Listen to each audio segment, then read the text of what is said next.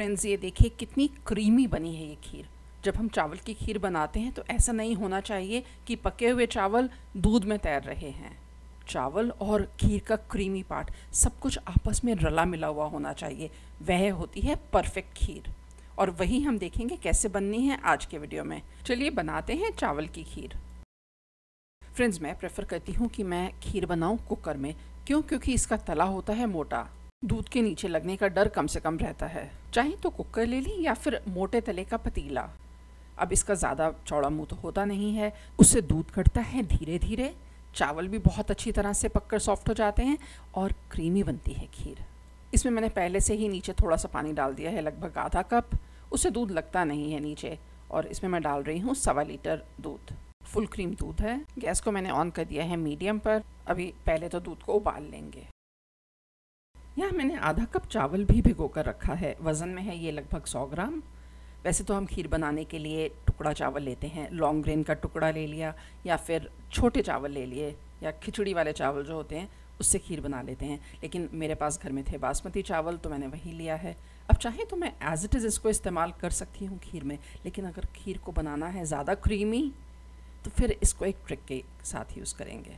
आज मैं खीर में मीठे में चीनी नहीं डाल रही, मैं डालने लगी हूँ गुड़। और यह शुगर केन वाला गुड़ नहीं है, यह है खास गुड़, यह है खजूर का गुड़। इसकी क्वांटिटी देखकर घबराइएगा मत, क्योंकि मैं इसमें से थोड़ा सा ही इस्तेमाल करने लगी हूँ। अगर आप रेसिपी में शुगर केन वाला गुड़ इस्तेमाल कर रहे हैं या चीनी इस्तेमाल कर रहे हैं तो उसमें भी क्या चेंजेस करने हैं वह मैं आपको वीडियो में आगे दिखाती हूँ।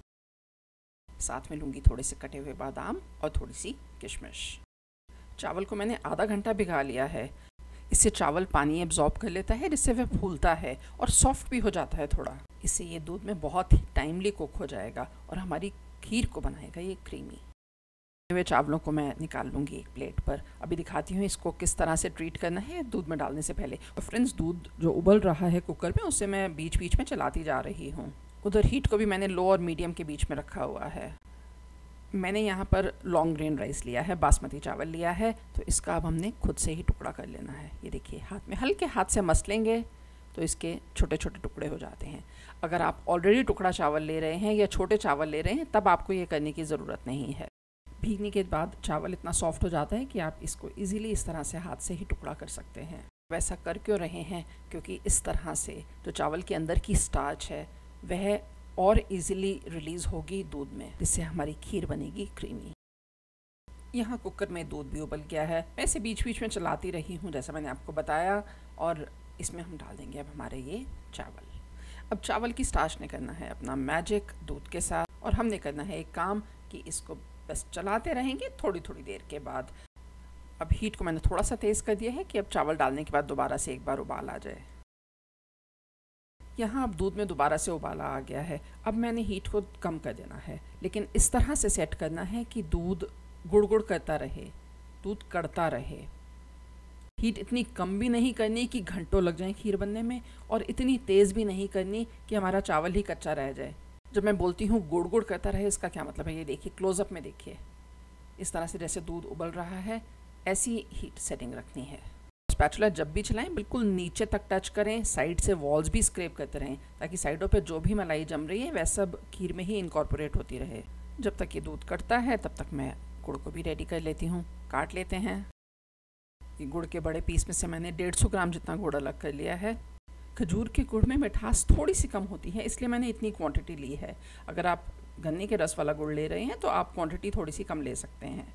अब ये गुड़ देखिए इतना सॉफ्ट है कि ऐसे पीलर से ही मैं इसे छोटे छोटे पीसेस में कर पा रही हूँ। आप चाहें तो उसके पीसेस कट कर लें। अगर आपका गुड़ हार्ड है तो आप माइक्रोवेव में 10 सेकंड गर्म करके उसके बाद कट कर लें। यहाँ भी ये सारा ही गुड़ रेडी है। दूध को भी चेक कर लेते हैं। अब देखिए, उसी हीट सेटिंग पर दूध कितनी ज़ोर ज़ोर से उबल रहा है, क्योंकि इसका पानी का कंटेंट अब धीरे धीरे कम होता जा रहा है। मिक्स करती रहूँगी, मलाई को दूध के अंदर ही साइड से भी स्क्रैप करती रहूँगी। और अब ज़रा आप ये क्लोज़अप में देखिए, चावल पक चुका है और ऊपर तैरने लग गया है। ये देखिए, मैं आपको कड़छी में निकाल कर दिखाती हूँ। बिल्कुल ऊपर ऊपर से ही लिया है कड़छी में, और देखिए चावल के दाने दिखाई देंगे आपको। और इसको फिंगर्स के बीच में प्रेस करके भी देखते हैं। चावल हमारा बिल्कुल रेडी है। देखिए, कुक हो चुका है चावल बिल्कुल 100%। लेकिन खीर अभी रेडी नहीं है। अभी सिचुएशन ये है कि चावल पक चुका है और दूध में तैर रहा है। चावल है थोड़ा, दूध है बहुत सारा। अभी इसी हीट पर ये बनती रहेगी तो होगा क्या, पानी का कंटेंट होता रहेगा कम और दूध होता जाएगा गाढ़ा, और जो स्टार्च निकली है चावलों में से वह सब दूध के साथ मिलकर उसको बना देगी बहुत ही क्रीमी। यहाँ दूध थोड़ा सा और भी गाढ़ा हो गया है। फ्रेंड्स, अगर खीर में चीनी डालनी हो तो ये टाइम है, इस टाइम पर डाल दें, तो उसके बाद थोड़ा सा चीनी के साथ पका लेते हैं। इतने दूध में आप आराम से 6 से 7 बड़े चम्मच चीनी डाल सकते हैं, लेकिन मैं तो डालने लगी हूँ गुड़, और गुड़ को डायरेक्टली नहीं डालना है, गुड़ को पहले उसका घोल बनाना है। उसके लिए मैंने यहाँ पर एक पैन चढ़ा दिया है गैस पर मीडियम हीट पर, और इसमें डाल रही हूँ 1/4 कप पानी। पानी में डाल दूँगी ये गुड़। पानी में गुड़ को घोलना है और अच्छे से उबाल लेना है, कोई चाशनी नहीं बनानी, कोई तार नहीं बनानी। हीट को मैं कर रही हूँ लो और मीडियम के बीच में। और अब ज़रा खीर को भी चेक कर लेते हैं। अब खीर को देखें तो बुलबुले जो उठ रहे हैं छोटे छोटे हैं, लेकिन काफ़ी सारे हैं। इसका मतलब पानी इसमें बहुत ही कम रह गया है। खीर हमारी ऑलमोस्ट रेडी है, और इसके बाद इसको बहुत ज़्यादा फ्रीक्वेंटली हमें चलाने की ज़रूरत है, नहीं तो तला लग सकता है, नीचे लग सकती है खीर। अब ये टाइम है ड्राई फ्रूट वगैरह डालने का, तो मैं इसमें डाल रही हूँ थोड़ी सी किशमिश और थोड़े से कटे हुए बादाम। मैं क्योंकि इसमें खजूर का गुड़ इस्तेमाल कर रही हूँ, जिसका अपना बहुत ही बढ़िया टेस्ट होता है और बहुत ही बढ़िया कलर देता है वह खीर को। लेकिन अगर आप दूसरा गुड़ इस्तेमाल कर रहे हैं या चीनी इस्तेमाल कर रहे हैं, तो आप इसमें 1/4 छोटा चम्मच इलायची का पाउडर डाल सकते हैं, और कलर के लिए चाहें तो आप केसर के धागे भी डाल सकते हैं थोड़े से। केसर का बेस्ट कलर आता है हल्के गर्म दूध में, तो अगर आप केसर इस्तेमाल करना चाहते हैं तो आप शुरू में ही थोड़े से दूध में केसर के धागे भिगोकर रख दें हल्के गर्म दूध में, और उस दूध को इस टाइम पर खीर के साथ ऐड कर सकते हैं। ड्राई फ्रूट को भी करूँगी मिक्स, और अब गैस को मैं कर दूँगी बंद। ये वॉल्स पे जितना भी जमा हुआ है इस सारी मलाई को ही खीर के अंदर मिक्स कर लूँगी। और ये देखिए, इस कंसिस्टेंसी पर मैं गैस को ऑफ कर रही हूँ। खीर थोड़ी देर जब पड़ी रहेगी तो ये और भी गाढ़ी हो जाएगी, और अगर आप ठंडी खीर खाएंगे फ्रिज में रखेंगे तो उसके बाद भी गाढ़ी हो जाती है। ये गुड़ वाला पानी 2 से 3 मिनट के लिए उबल जाए तो गैस को कर देंगे बंद। अभी मैं गुड़ को खीर में मिक्स नहीं करूँगी, थोड़ा खीर भी ठंडी हो जाए, गुड़ भी ठंडा हो जाए।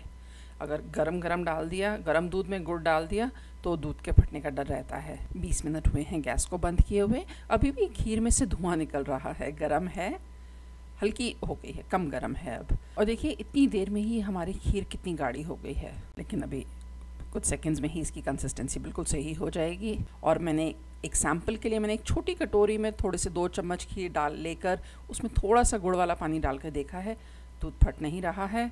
तो अब मैं इसको सारे को ही मिक्स कर सकती हूँ, लेकिन छान कर डालूँगी ताकि गुड़ में अगर कोई भी इम्प्योरिटी होगी तो वह निकल जाएगी, छन जाएगी। गुड़ को पहले ही हमने थोड़े से पानी में उबाला था ताकि इस टाइम पर बहुत ज़्यादा पानी ऐड ना हो जाए खीर में, और थोड़ी देर उसको उबाल भी लिया था गुड़ वाले पानी को, ताकि इस टाइम पर अब वो कच्चेपन का कोई स्वाद ना रहे। गुड़ को करेंगे खीर में मिक्स, और आप इंस्टेंटली देखेंगे किस तरह से खीर का कलर चेंज होगा। आपके गुड़ के कलर पर डिपेंड करता है कि खीर का कलर कैसा आएगा। इसे डालती हूँ मैं सर्विंग बोल में। खीर को गार्निश कर रही हूँ मैं कटे हुए बादाम से। आप चाहें तो अपनी पसंद के कोई भी नट्स इस्तेमाल कर सकते हैं। अब देखिए आप ये खीर की कंसिस्टेंसी, अभी तो ये गर्म है, कितनी क्रीमी है ये, बहुत ही थिक। और जैसे मैं शुरू में बोल रही थी कि पके हुए चावल और दूध अलग अलग नहीं दिखना चाहिए, सब कुछ रला मिला हुआ दिखना चाहिए। बिल्कुल वैसी बनी है ये खीर, बिल्कुल परफेक्ट। फ्रेंड्स, आप इस रेसिपी से खीर ज़रूर ट्राई कीजिएगा, आपको बहुत पसंद आने वाली है। ये वीडियो देखने के लिए आप सभी का बहुत बहुत शुक्रिया। अगर आपको ये वीडियो पसंद आया है तो याद से करें लाइक, कमेंट, शेयर और सब्सक्राइब। और सब्सक्राइब करते टाइम बेल आइकॉन ज़रूर क्लिक कीजिएगा ताकि फ्यूचर नोटिफिकेशंस सबसे पहले आपको मिलें। आपसे जल्दी मुलाकात होगी एक नए वीडियो के साथ। तब तक के लिए बाय।